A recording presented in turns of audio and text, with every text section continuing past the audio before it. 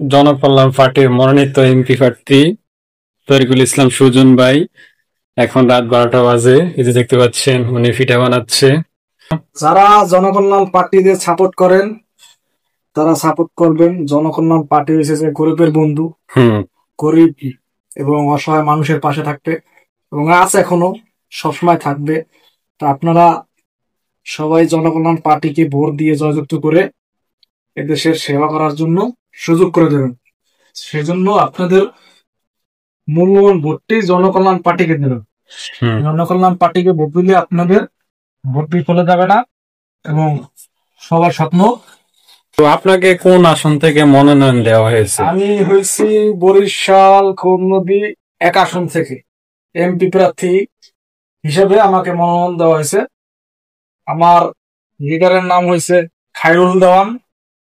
তাকে এবং পৃথিবীর সব মানুষই প্রায় কম বেশি এখন চেনে।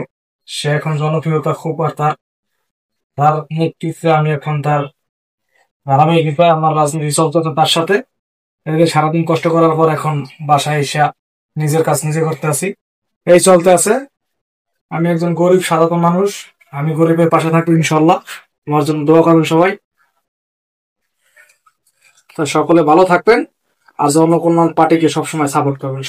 লিডার আমাদের খায়রুল দেওয়ান, তা তো নতুন করে চিনে দেওয়ার কিছু নাই, খায়রুল দেওয়ান।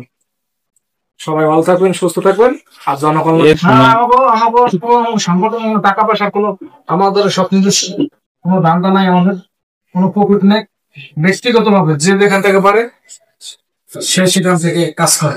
আমাদের কোনো চান্দাবাদী নেই, আমাদের নিজেদের ব্যক্তিগত টাকায় আমাদের দল পরিচালনা হয়েছে এবং ছাড়ব হবে ইনশাআল্লাহ। জনকল্যাণের পার্টির কামেই জনগণের পাশে থাকা, গরিবের পাশে থাকা, এই আমাদের কল্যাণ। আপনাদের মার্কা কি? এখন তুমি মার্কা আমরা এখন তো নির্গত করিনি, কিছুদিনের ভিতরে আমাদের মার্কা আর কি চূড়ান্ত হবে। আমাদের তো কমিটি দেওয়া হয়েছে প্রতিটা 300 আসনের, তো এখন প্রার্থী দেওয়া হয়েছে, এখন বাকি ঘোষণা আর কি দেওয়া হবে। ও আচ্ছা, ঠিক আছে। তাহলে আপনারা একদমই নতুন?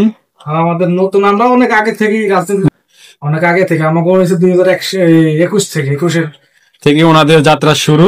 সকলে ভালো থাকবেন আর জনকল্যাণ পার্টির সাথেই থাকবেন।